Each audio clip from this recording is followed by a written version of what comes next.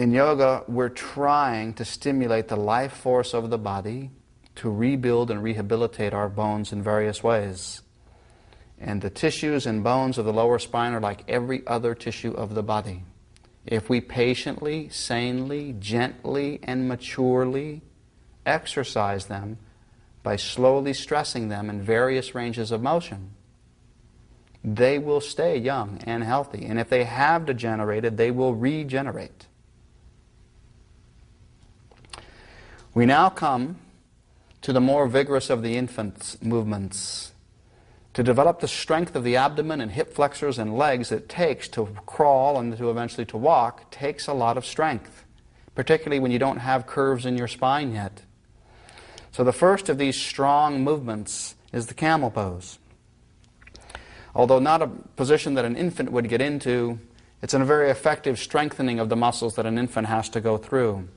So either standing up on your toes to make it easier to grab the feet, take a nice comfortable width of your knees. The wider the knees, the easier it will be. Try to reach back first with one hand and then the other, keeping your chin up in the beginning. Tighten up your buttocks and press the thighs forward. An infant has no strength to do this in the beginning. Could not hold themselves in this position. It needs to struggle and struggle and struggle and struggle to develop the strength necessary to do what you're doing. So even though this is not a posture an infant would do, the muscles that it's strengthening, we adults need to do to regain and to refeel what it takes to move and to balance and to stabilize our bodies. If your neck becomes fatigued, you can drop your head back and press your pelvis forward. And by all means, if this is too strenuous and difficult for you, don't try to hold it for a long time. And then slowly release. Bring your pelvis forward, bring your chin forward, and gently go down and place your hands on the floor. And relax a little bit your back in child's pose.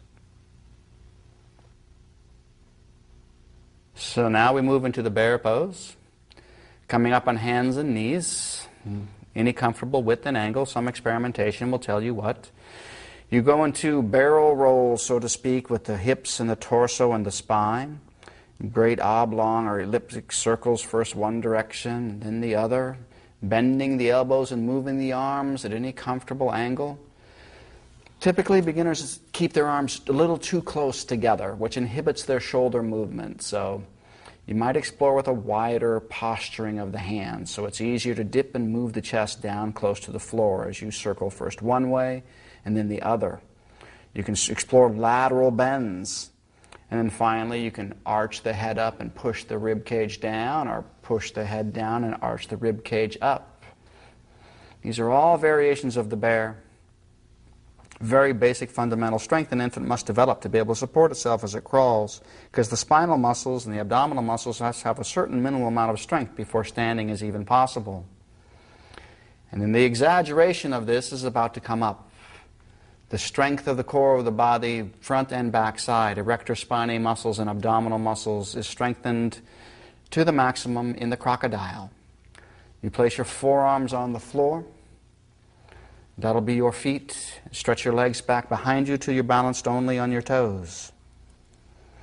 Now, within a certain range of motion, you can arch your butt up a little higher than normal, or you can bring your hips down very close to level, but don't fall too much into an arch of the back. You're really moving from straight or tucked with no arch in the spine to lifting the hips up, exaggerating them slightly above the level of the head. Moving from one of these positions to the other is working the same muscle groups of the body. This is pretty much what an infant feels like when it's trying to develop for the very first time. How do I hold the top and bottom halves of my body together as I try to stand?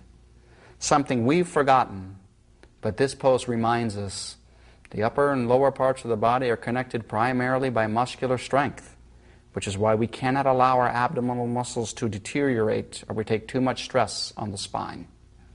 Slowly down, please. And go to your hands, palms, and push back into downward dog. This doesn't take nearly the abdominal strength of the crocodile. This is an opportunity now to stretch the ankles, the knees, and the back, so you can tread your feet as you wish. You can move and wiggle your hips around from side to side. You can lift your head. You can turn your head. You can push and press into your shoulders asymmetrically, first one side and then the other. It's not a yin pose. It's a yang pose. And